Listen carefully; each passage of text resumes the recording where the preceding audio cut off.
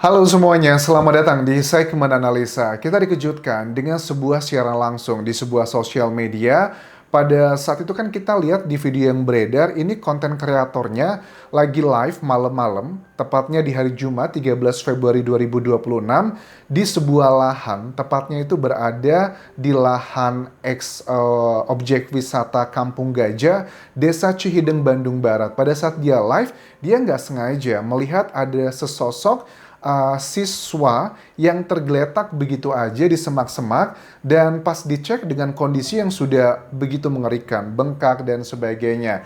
Ternyata setelah dilakukan pendalaman, sosok tersebut adalah siswa SMP Negeri 26 Bandung, inisialnya ZAAQ, usia 14 tahun, yang dilaporkan hilang oleh pihak keluarga ke kantor kepolisian pada hari Selasa 10 Februari 2026. Jadi at least dari laporan hilang sampai ditemukannya sudah 3 hari. Jadi nggak heran kondisinya sudah seperti itu, teman-teman.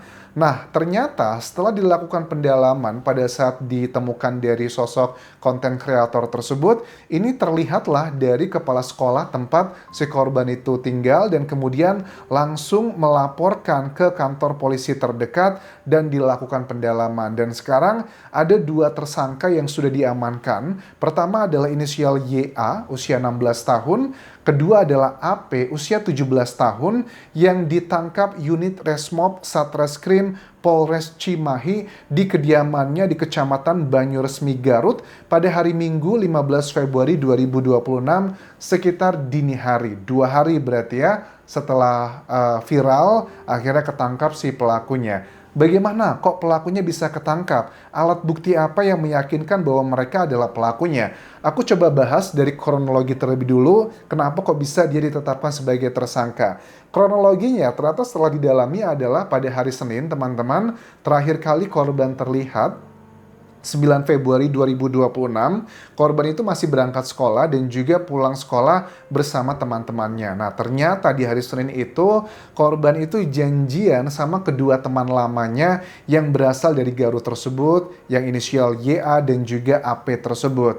Sekitar setengah 4 sore, pelaku itu ketemu sama kedua pelaku sama korban tuh ketemuan di area lahan objek wisata Kampung Gajah. Obrolan mereka itu panas dan cekcok, akhirnya terjadilah aksi yang sangat mengerikan tersebut, dilakukan tus-tus di area perut sebanyak 8 kali, kemudian juga di area vital kepalanya pun juga ada beberapa luka benda tumpul, dan menurut keterangan dari si pelaku, katanya pada saat ditinggalkan, korban itu masih dalam keadaan ya bernafas saja. Kan kita nggak bisa percaya langsung aja ya keterangan dari si pelaku. Boleh aja tersangka boleh ngomong, ngaku apapun, tetapi kan alat bukti saintifik itu bisa berbicara lainnya. Karena di usia mereka yang 16 dan juga 17 tahun, kayaknya mereka di anak zaman sekarang udah pada jago-jago nih dalam berbohong begitu.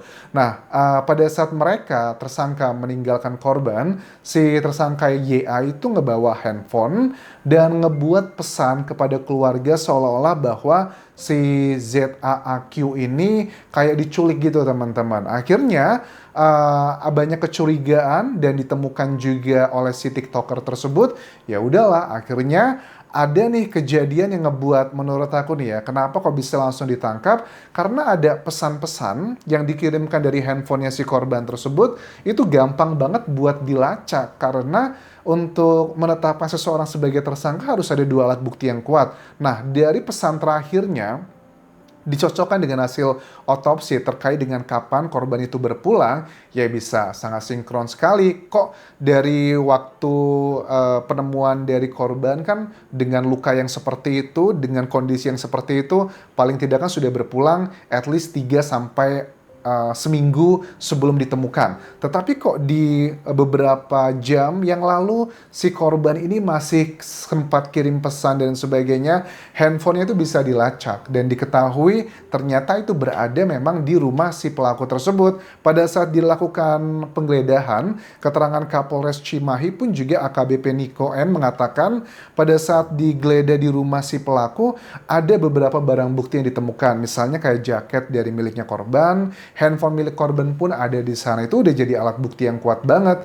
Kan alat bukti itu ada 5 ya, ada keterangan saksi, keterangan ahli, keterangan terdakwa, petunjuk, dan juga surat. Barang buktinya ada jaketnya, HP milik korban juga ada. Terus dari HP si para pelaku, itu juga bisa dicek teman-teman. Akan dicocokkan dengan jam-jam krusialnya, kira-kira di area X objek wisata Kampung Gajah tersebut, betulan nggak nih ada alat komunikasi dari dua pelaku di sana? Sangat yakin itu pasti ada di situ. Jadi memang sudah tidak terbantahkan lagi. Kemudian motifnya apa dong? Karena mereka ini adalah teman lama gitu. Karena sebelumnya korban itu juga sempat sekolah di Garut ya, tetapi akhirnya dipindahkan sama orang tua. Ternyata memang orang tuanya itu nggak suka dengan pergaulan anaknya dengan dua pelaku ini. Nah, menurut keterangan Kapolres Cimahi, tersangka ini YA ngaku dendam karena diputus pertemanannya.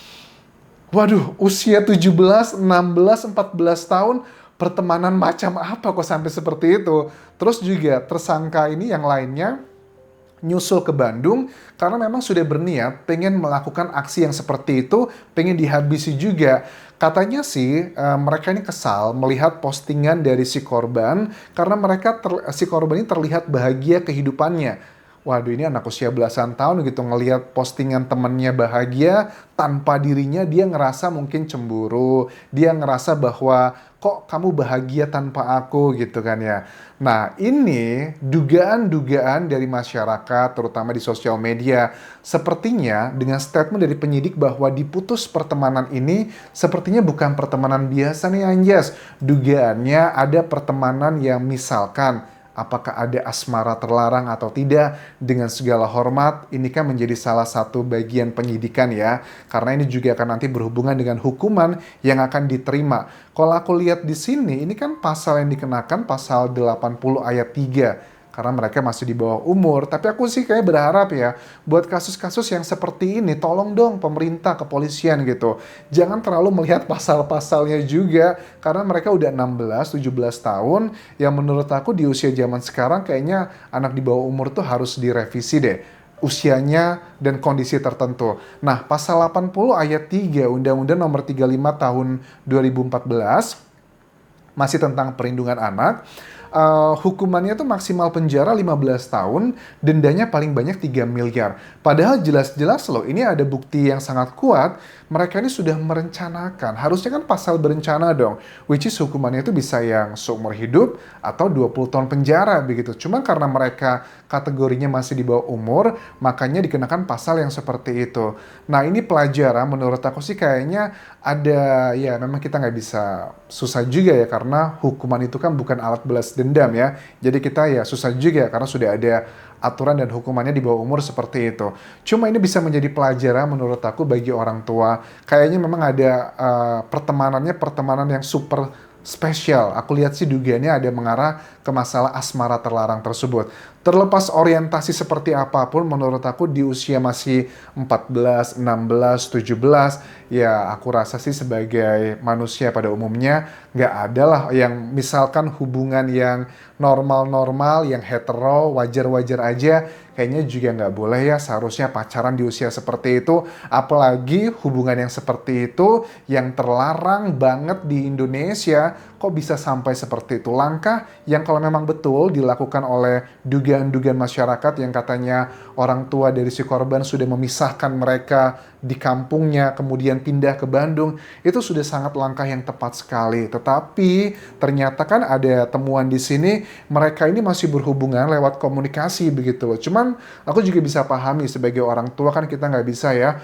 ngontrol anak kita 24 jam. Tapi komunikasinya ini loh, kok si terduga pelaku ini bisa sebegitu teganya mendatangi sampai ke Bandung. Karena usia belasan tahun dari Garut ke Bandung kayaknya juga butuh effort, butuh biaya. Tapi kok mereka mau gitu datang langsung ke sana dan melakukan aksi sebegitu kejamnya. Memang usia masih belasan sebelum 20 tahun, ada bagian di syaraf manusia, anak-anak remaja itu masih belum terhubung secara sempurna yang ngebuat mereka tidak bisa berpikir secara komprehensif. Itu harus kita akui secara biologis. Tetapi kalau aku lihat dengan kejadian seperti ini sih dugaannya mereka punya bakat kuat banget kalau nggak psikopat atau sosiopat. Jadi kedua terminologi ini perilakunya adalah sama, suka menyelesaikan masalah dengan tindakan-tindakan yang berbau kriminal. Tetapi penyebabnya adalah berbeda. Kalau psikopat itu adalah bawaan dari lahir, di mana kalau di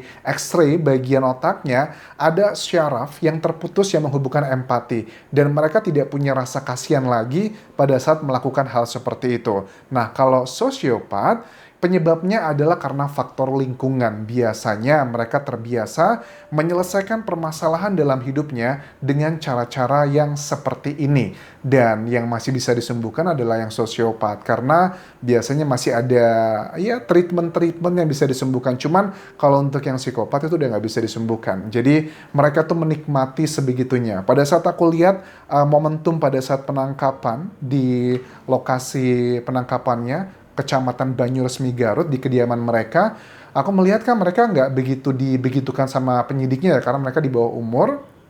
Tapi memang kayak nggak kelihatan kayak ketakutan dan penyesalan gitu loh. Kayaknya dendamnya, kebenciannya sebegitu dalam banget karena anak-anak seusia seperti itu tuh ngelihat postingan sosial media yang menurutnya temennya dalam tanda kutip itu bahagia banget, tapi tanpa dirinya mereka ngerasa sakit hati. Ini juga menjadi salah satu warning untuk kita sebagai orang tua.